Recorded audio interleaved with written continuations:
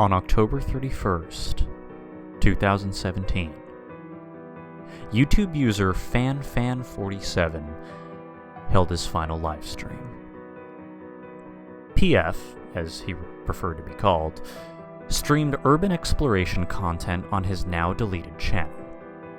And although not much was known about him, discussions surrounding him in the final stream have largely been scrubbed from the internet, along with any re-uploads of the video. Only a scant few recollections remain, along with a single still image from the last seconds of not only his video, but presumably his life. PF never found great success or wide appeal online. This was most likely because his style of filming was often a vertical first-person perspective from a camera phone held shakily either in hand or on the end of a selfie stick, as he traversed through derelict asylums or rotting amusement parks. Nevertheless, he had a core audience of around 20 to 30 viewers. For his last livestream, PF started the video off by stating he was going to be returning to the now abandoned apartment complex he claimed to have lived in as a child. The video began at sundown in a sun-baked and cracked parking lot.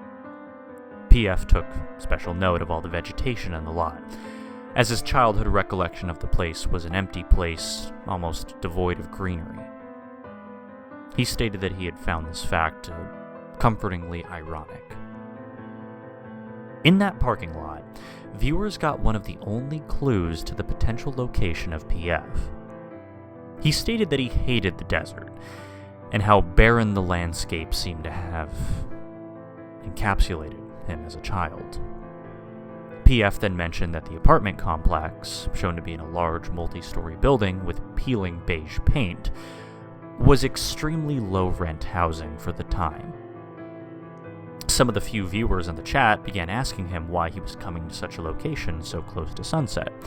He only responded with a laugh. Then he wondered if something he had left behind when he moved, a Tamagotchi, was still there.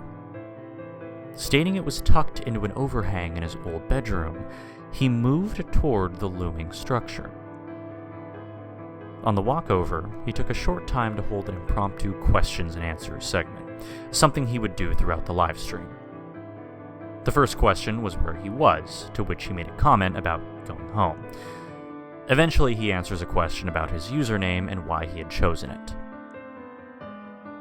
It's for my grandson, Francis, who at the time could only say his name as Fans with a PH, and the nickname stuck.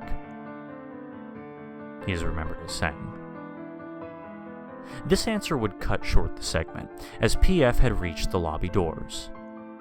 Upon entering, he showed the viewers the small reception area and the multiple stories of identical doors, all lit in an eerie, almost green light. "Third floor," PF said as he pointed to the stairs. "Used to love running up and down those stairs as a kid. Both Mom and the receptionist hated that," he said as he showed the inside of the reception station. "No one left to get mad at me now," he said with a light laugh. And with that, PF made his way up the winding stairs and stopped at the landing. He then leaned against the wall and answered a few more questions before telling chat a story. "I remember why we moved. This place was cheap, so crime wasn't unheard of. A few apartments on the floor above us were broken into. Though nothing but food was stolen, my mom made the wise decision to get us out of there." PF then angled the camera further up the stairs. "I really shouldn't have come here," he said, his voice taking on a tone of worry, much unlike his usual upbeat personality. "I used to have nightmares about this place for years. Stuff like the person breaking in, snatching me up like my mother swore strangers would do, you know?" He continued while walking up the stairs at a slow pace.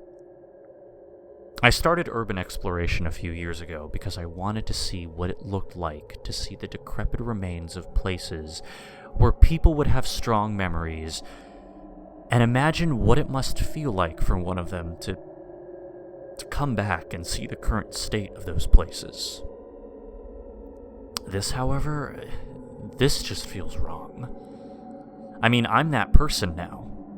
I remember people always being somewhere in this place, but it's empty, and the air is stagnant instead of anywhere near as cold as they used to keep it. I mean, it makes my skin crawl. When he got to the 3rd floor, he scanned the area. The doors were all closed, except one on the opposite side of the rectangular hallway. PF audibly gasped. "No way," he said quietly, and chat seemed to be asking him what was wrong. That one," he said, pointing. "That one was where we used to live, guys." From here, accounts vary. The only thing anyone could agree on is that shortly afterward, PF began walking toward the open door and stopped. Some people claiming to have seen the video say that, well, there was what looked like motion coming from inside the apartment. They're in the minority, however, as most people will comment on how PF said something about how the furniture had not changed since he left. "I'm going to get you guys a better look," PF said. And that would be, well, the last words spoken by PF before what looked like a hand grabbed the camera from the side. And the stream ended immediately. The following is the only surviving image from the live stream that anyone was willing to share. Most people found online that discuss this live stream and its mysterious conclusion will most likely caution you about it, because as mentioned, posts and videos seem to get removed within weeks or even days. Apparently, toward the end of the live stream, PF mentioned the name of the apartment complex. The leading theories are that either the current owners have either experienced a rash of vandalism, or that they have taken these posts down to avoid having a controversy surrounding a property they were in the process of selling. As such, any identifying information provided in the research of this matter has been intentionally withheld in an attempt to preserve this account. And if any portion of this gets removed, and you have read this,